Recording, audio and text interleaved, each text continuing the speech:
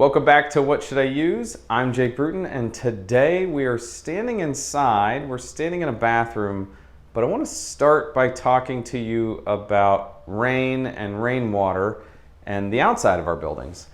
A 1-inch rainstorm, which I think in most parts of the country is kind of an extraordinary event. It might happen a few times a year for us. It would still be kind of extraordinary or kind of a big deal. I would think about things floating down the street in a 1-inch rainstorm. That 1 inch of rain in say a half an hour or something, that is 0.6 gallons of water. So if you think about that, that's 2/3 of a gallon of water, an inch of rain. That's a substantial amount of water. An inch of rain, that's a big one. And when we talk about water being the #1 killer of buildings, it is. It's the thing that ruins buildings the most. It's the biggest construction litigation. It's the thing over my career that we've fixed the most from other builders or us. Our biggest mistakes have been related to water. It is always water that's the challenge. It is always water the thing that we get called back for. And guess what? A 10-minute shower could be 20 gallons of water. That 1 inch of rain that only happens a few times a year, how many 10-minute showers happen a week at your house? How much effort are you putting into waterproofing your shower or the floor right outside the shower, or dealing with and managing the water as it gets to that shower drain? Today on What Should I Use? We're going to talk about showers and shower waterproofing. Let's do it now. What Should I Use? A Build Original series with me, Jake Bruton. Today's episode of What Should I Use is sponsored by Schluter. So jumping right in today, I want to start this conversation about showers and shower waterproofing by looking at what the IRC says in the 2021 code. This is one of those topics in the code that you got to flip 2/3 of the way through the book, maybe 3/4 of the way through the book to even get to where we start talking about showers and how we're supposed to put these things together. We got to get all the way to the plumbing code. It really isn't addressed before that. It makes sense to me that this would be mentioned in chapter 3 where we're in the planning, but there really isn't much that happens before we get to the P section of the code, the plumbing section of the code. So if we start here, we're starting to look at P 2503.6. This is the shower liner text. There's a lot that goes into this. It's very simple language. The gist of this entire section is kind of the last line of this section of the code. And it's the water shall be retained for a test period of not less than 15 minutes and there shall not be evidence of leakage. Meaning, when we get to this point, we should be able to plug the drain, put water in it, and then test it, and it for 15 minutes should not leak. I'm gonna say 15 minutes is not very long. If you can't put together a system that doesn't leak for 15 minutes, you probably should rethink the system that you're putting together. I understand that the code probably says 15 minutes because they just want you to be able to move forward and keep working. And so that's where they land. When we keep moving forward in the code, we go to 2708 in the plumbing section, and we start getting parameters by which we can scale our showers, which is kind of an odd one. And it actually starts in a very confusing way. When I first read this, I was like, I cannot believe that I haven't read this section of the code first. It says general shower compartments shall not have less than 900 square inches of interior cross-sectional shower area. 900 square inches. And I was like, that sounds like a lot. And then I realized it was inches and not feet, because 900 square feet would be huge. And it says shower compartments shall not be less than 30 inches in one direction. So that is a 30 by 30 shower. A 30 by 30 shower, I am very happy that at this point in my life, I don't have to try to shower in a 30 by 30 shower stall. I don't remember the last time that I even saw one that small, even at the big box stores. So I'm glad that the code says you have to be at least bigger than 30 by 30. Now, there are a couple exceptions to this. The second exception is the one that I think is important here. It says shower compartments having not less than 25 inches in one direction can have a cross-sectional area not less than 1,300 square inches, which actually means that if you are 25 inches in one direction, you can be 52 the other direction. That's still a very small, awkward space. I'm not sure who they're working that workaround for, but I don't know, 25 by 52 kind of seems like you're showering sideways, like you would be standing flat trying to squeeze through some narrow alley or something like that. But those are kind of where it starts in this section. And we start to get some of the curb and water management things here next. We get the advent of the curb shall be not less than 2 inches and not more than 9. I wouldn't have thought that they would put a maximum curb height in here, but 9 inches is quite the curb. It also says the finished floor shall slope uniformly towards the drain, not less than 1/4 inch in 12. So 1/4 by 12, that's a pretty standard slope. That's actually an ADA slope. You can't be less than that. If you're thinking about this, that is a good slope drainage. That is actually a really good thing in the code, in my opinion. I think that that's a good base level for, it's not too steep and it's going to still drain. We just try for 1/4 by 12. So that's a good starting point. Like if we were gonna mix a mud bed, 1/4 by 12 is a great starting point. Now, how are we gonna make these pans? What does the code allow us to do?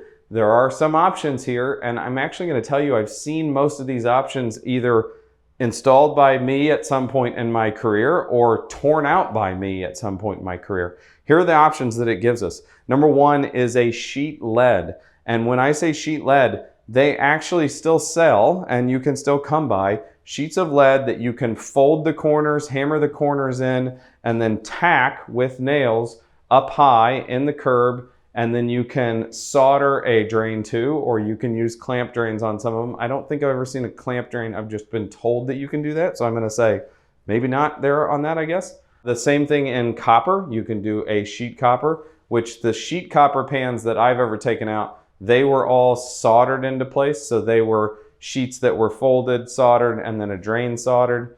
You can use a plastic liner material that complies with a bunch of different ASTM standards. There are a bunch of different plastic liner options out there. The ASTM standard is not the liner has to be made out of this. It is the liner has to be able to hold water for this amount of time. I'll save you having to read the ASTM standard on that one. You can do a hot mop, which is, again, there's a standard for hot mopping. So in other words, you can literally wipe on with a mop a waterproofing membrane. This is something that you really don't see in residential. I don't think I've ever seen it in residential. I've seen it in multifamily where they're gonna hot mop 16 showers and then move to the next floor and hot mop 16 showers. And the guys are here with a tar truck or a hot mopping truck. And it's like the same style truck and trailer that they would do a roofing system with. It's not really cost effective for a one-off unit. So it's not something I've ever seen on a residential project. And then 5 is what you see behind me today. It's a sheet applied, load bearing, bonded waterproofing membrane that complies with that A118.10.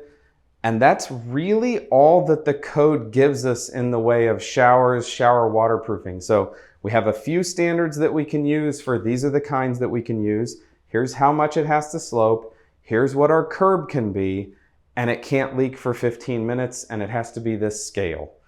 The code kind of stays out of this, outside of that. There are some things in the code elsewhere when it comes to what you can cover with, but really not much. The code kind of is hands-off in this section, which I think is really smart on the part of the code because there is a really hands-on industry council in this aspect that gives you tons of guidance. And it's the Tile Council of North America, normally referred to as TCNA. TCNA publishes a book every once in a while that gives updated standards. These standards are put forth by people just the same way the code is. We have the ability to lobby and get things put into the TCNA handbook. Manufacturers will have standards applied into the TCNA handbook. In fact, some of the standards that we're going to reference today were actually put in by the Schluter Corporation, and so they are standards that they say this is the product we make and this is how it should be installed, so that we make sure that the TCNA guidelines are covered here. And so we're going to talk about a couple different TCNA standards today, and we may as well just get right to those, and they are B422 and B422C. So these two standards are very close, very similar. It's just whether or not you're over wood or over concrete. And I want to read you a couple of the requirements. The standard comes with the picture that shows you what you're looking at, but they are specifically for the bonded waterproofing. And so what we're looking at here in the requirement section, the things that I think are very interesting. Number one, waterproofing membrane must extend to the full height of the tile assembly. So it used to be in the TCNA handbook that it said 2 inches and then 10 inches above the shower head. Now the TCNA handbook actually says to the full height of where your tile is going to go. I think that's important to note, that that's a recent change. That's something that I think makes perfect sense in my mind. It used to just say 2 inches above shower head, and then it said 10 inches above shower head. And the 10 inches above shower head is probably plenty if you're not splashing.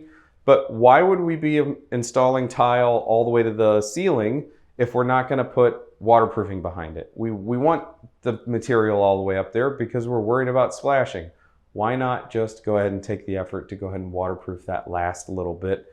In my mind, I think that's the best way to handle it. Number two is the 1/4 inch per foot slope. That 1/4 inch is the same as the code. If you see a pattern here, they overlap, they play well together. There are things that work, and that's why we're using those things over and over again. That 1/4 inch per foot is a good metric to just stick with because it actually works. Waterproofing membranes must be continuous, including at changes in plane. This is an aspect where I think a system like this actually starts to shine. I know we don't normally do this on What Should I Use, where I just say, yes, I really like this system. I'm going to be totally honest with you here. We've been using the Schluter system for darn near 2 decades now, so I'm going to just say I really like their system, so I'm going to speak openly and freely about this. They make parts and pieces that are very easy to turn corners with. When I first started working with it, I had a little bit of an idea that it was going to be difficult to use their membrane that looks kind of like a firm sheet of paper to make corners and turns. They make inside and outside corners. They make banding that you can crease and put into a corner. It's not difficult to adhere to that changes in planes aspect with this product because all you need is a couple inches of overlap to make sure that you are waterproof. So it's easy to adhere to that line with this system. Our next requirement is outside of the fact that we have to extend to the full height of the tile assembly. It says we also, outside of the shower, have to extend 1 foot beyond the highest point of the shower floor, or it says that our design professional must specify all areas to be waterproofed and indicate our termination point, meaning our architect might say that all of this floor needs to be waterproof and we have to have a threshold at the door, or we have to have a termination point out here where we have some demarcation line where the waterproofing stops. That 1 foot beyond is for a curbless shower. We happen to have a curb install here. We're not completely done with this install. We still have some more parts and pieces to go here. You can see we have some temporary supports under our bench and things like that. So don't judge the fact that we're not completely done. If we had a curbless install, that's the standards that we're discussing here today, our highest point would be the end of our pan. And so like the exit, our waterproofing would need to come at least a foot out. Now, I would make the argument that we're using their crack prevention membrane and their uncoupling membrane on our floor. And you can see here that we have actually gone ahead and banded the floor with their membrane as well. There is, in my mind, no reason that 1 foot is all we're gonna do. Yes, that's all you need to meet the TCNA standard. But for me and my money, we're going to go ahead and just detail the whole floor. And now if that drain on a curbless install ever happened to back up, we have quite a while to catch it and remedy the issue before the water could get all the way, say, over to the exit to the room. It makes a world of difference. It gives you a few extra moments to get to that if you ever have an issue. Turn the water off, let things drain, maybe have to sweep the water back if you did have that issue. So that 1 foot beyond, I think, yes, it's probably enough in some cases, but if you ever did have an issue with your drain draining, that extra time might be the world of difference for you. The next requirement is that a secondary drain may be required. There are plenty of municipalities, if you have a curbless install, that might require a drain at the door or a secondary drain in the room. A lot of people will do a linear drain right outside so that if that ever starts to back up, the fact that you didn't waterproof the rest of this floor is amazing. I think that I would rather just take care of all of this because I don't want to worry about a secondary drain out here if I don't have to. I like the fact that I can just detail the uncoupling membrane, the Dieter product, and be watertight on its own. But that secondary drain is required by plenty of municipalities. We've worked in some in the past where we do have to have that drain. And that is, a belt and suspenders. It's not the end of the world to have that. The last of the requirements in this instance here is that the high point of the floor must be outside the shower area to facilitate the evacuation of water. I know that this sounds like the most basic principle of all. If we're going to do a curbless install, that the high point needs to be out here so that all the water goes into there. But you have to make things very clear when we're talking about code. And I think it's very clear that we need to talk about that very quickly so that we say, yeah, of course, the high point has to be out here, just like in the code. Everything has to run that way to the drain in our curbless install. The water has to wind up in there and at the drain. So we want this floor to be higher than the shower floor and everything to drain to that drain. So a couple things that I think I take away from this aspect of a system like this and what the TCNA book says and that the code says are the workability and the reason that we've stuck with a system like this. Number one, this is not the only waterproofing system that works. There are plenty of systems out there that work. There are plenty of other ways to do it. And this just happens to be the way that we've stuck with for nearly 20 years. And we don't have any failures that we're aware of. So we're going to continue to do it this way and stick with this company because we believe in their systems and we haven't had any issues. We've done it other ways in the past. We used to use a fluid applied membrane. That fluid applied membrane was slower. It took multiple days to dry. It had a requirement for here's how much square footage you need to use for this can, which meant if you put it on and it started to dry and you couldn't go back and re-roll over that until it was completely dry, you had to wait until the next day, and then you had to track how much of that bucket went on the wall to make sure you were getting the proper coverage. Well, guess what? If you left a bunch in the bucket and then that bucket started to dry up, you didn't know how much got on the wall and you didn't know if you got it to the proper thickness.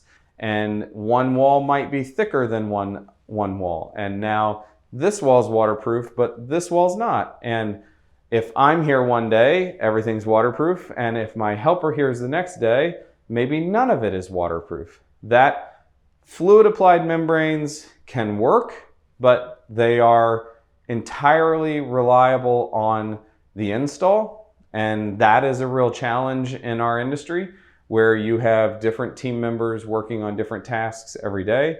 Whereas a system like this, it is the same for no matter who is installing it. The system is waterproof as long as you get the right amount of thin set behind it. And that's a very easy task when you have a properly sized trowel. There is kind of, let's say, an idiot-proof system behind me. It is very simple to check your work as you're going. The speed with which this system operates over the traditional systems as well it's just faster. Let's just put it that way. there is ample flexibility. While we don't have a curbless install here, we do have a curbed install. This is just a preference. It's actually a stylistic install here. This shower pan was actually smaller than what the specified shower opening was. So both ends of our pan received a traditional dry pack. So when I first started my career, we dry packed a lot of shower beds where you actually mold it with a cementuous material. You let that material set up and dry, and then you waterproof the top side of it. That's exactly what happened here on both ends. So we set our pan, that set our grade, and then we used that elevation on both ends to pack in a small area, about 8 inches on both ends. And then all we had to do was waterproof over top of that using the same membrane that we use to detail our seams or our corners or over top of our screw heads on the Curdy board on the walls. And now we have a system that is all working and was flexible enough to fit our custom size shower that was outside of what Schluter manufactures for this specific size shower. So we still had flexibility even though it was something that they didn't make, and we didn't have to buy a wildly oversized pan just to fit this. We had a simple, hey, we mixed one bucket of stuff to fix this to what we wanted it to be. I would also note that the waterproofing and crack prevention for the entire building came in with 2 guys carrying it in like 5 trips, and nobody broke a sweat. Everything here is lightweight. Everything here is polyiso foam or rolls of the crack prevention membrane. None of this is heavy cement board, and none of this is something that is backbreaking or dusty when you go to cut and measure and deal with. And that's one of the aspects about what we have here that I quite like, and that's why we started using this product in the first place. The last aspect about this specific product that I would say is the customer support system that a company like Schluter has in place.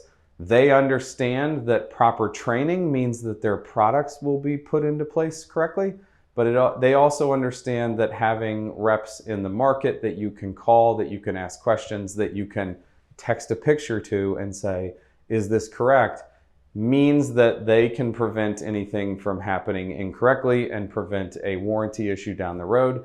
They know that that upfront support is going to be better off than the back-end support. And there are very few companies out there, I feel like, that totally get that. And they're one of the ones that absolutely get it. And that's one of the reasons that we've stuck with them for so long. So when I'm talking about a shower system, a waterproofing system, I'm looking mostly at TCNA. I'm not looking at that small section of the code. Like I said, I actually didn't know most of what was in that section of the code because there's not much to it. There's not much teeth to it. I'm looking at what TCNA says to make sure I'm not violating their standard. And then after that, I'm looking for one manufacturer with one warranty. We literally have one manufacturer in this room. They make the thin set, they make the waterproofing, they make the crack prevention membrane, they make all the parts and pieces. So we have one person to call if we ever have an issue. I'm looking for that systems approach so I know everything absolutely goes together. I'm looking for trade partners, not just the manufacturer, but trade partners that are familiar with what we do. Our installer here, one of the reasons that we work with Chris and the guys at Custom Floor Innovations is because the first time we interviewed them, the first thing I asked was, what system do you use? And he said, we only use this system. And I was like, this is going to work out great because he agrees with the way that we do things. So we're looking for a trade partner that uses a system that they're familiar with and that we like. And then we're also trying to make sure that we're going to have a system that can help us stay on schedule by being expedient and being something that is flexible. This was all a day and a half's worth of work or a day's worth of work once it was all said and done. And that's pretty darn quick for a bathroom to go from raw drywall and plumbing to ready for tile. And I think that that's a huge asset when we start talking about systems like this and the fact that we actually have a room that is waterproof when we say water is the biggest thing that we're worried about inside of our building. And we go back to that, a 10-minute shower is 20 gallons of water. And now we have a shower stall that we are in no way, shape, or form worried about. So That's my take for the day. Pick a manufacturer that you trust, pick trade partners that you trust, know what the council says when it comes to waterproofing and showers, and focus really hard on the minutia here, because it's the small details and it's the parts and pieces that are going to be the point of success here. So till next time, thanks for watching. What should I use?